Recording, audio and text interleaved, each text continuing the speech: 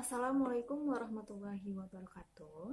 Perkenalkan, nama saya Lailatul Mardia. Saya dari kelas 4B Pendidikan Kimia.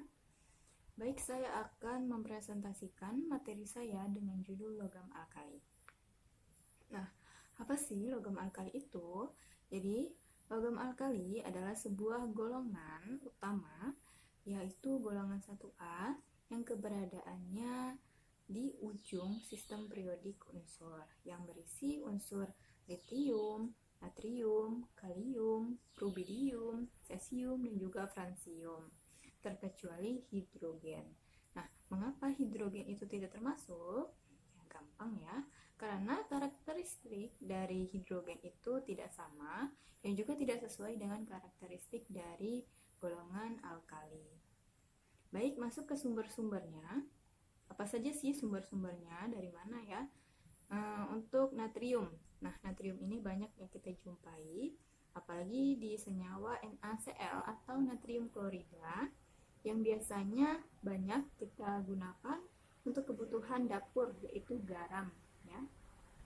Untuk natrium ini banyak banget berada di dalam laut. Untuk kalium, nah kalium ini biasanya kita jumpai dalam bentuk mineral silfit, kemudian mineral karnalit, dan juga sendawa. Nah, kalium ini juga sama kayak natrium, banyak dijumpai di dalam laut.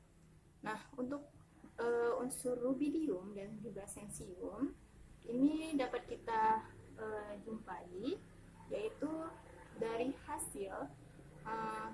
hasil sebagai samping proses pengolahan litium dari mineralnya. Baik, sifat kimia. Yang pertama, perlu kita ketahui bahwa logam alkali memiliki kereaktifan yang sangat tinggi. Jika jari-jari atom semakin tinggi atau semakin bertambah, maka kereaktifan dari logam alkali juga semakin bertambah. Nah, yang kedua, potensial reduksi standar dari logam alkali dari atas sampai bawah itu berkurang. Kenapa demikian? Karena daya pereduksinya semakin bertambah, terkecuali untuk litium.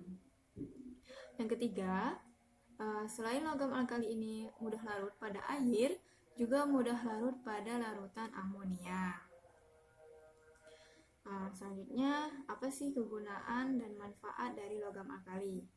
Nah, yang pertama, untuk unsur litium biasanya digunakan untuk pembuatan baterai, baik smartphone, laptop, dan juga dapat dimanfaatkan sebagai komponen pesawat terbang. Kemudian natrium. Nah, natrium digunakan dalam pembuatan garam ya, NaCl, natrium klorida. Kemudian untuk NaOH digunakan dalam pembuatan sabun, rayon, dan juga kertas. Kemudian kalium digunakan untuk pembuatan pupuk NPK biasanya, serta digunakan untuk pembuatan kembang api. Nah, unsur cesium itu digunakan sebagai sel fotolistrik. Nah, selanjutnya saya akan membahas tentang senyawa oksida, peroksida, dan juga superoksida. Yang pertama, untuk reaksi oksida. Nah, untuk menghasilkan reaksi oksida itu logam alkali direaksikan dengan oksigen yang tidak dibatasi,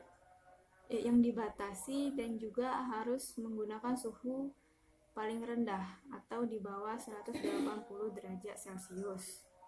Nah, untuk menghasilkan reaksi peroksida itu antara logam natrium dan juga oksigen yang harus disertai dengan pemanasan sehingga menghasilkan peroksida. Nah, untuk superoksida itu menggunakan logam kalium, rubidium, dan cesium dengan oksigen yang tidak dibatasi sehingga menghasilkan superoksida. Presentasi saya semoga bermanfaat. Wassalamualaikum warahmatullahi wabarakatuh.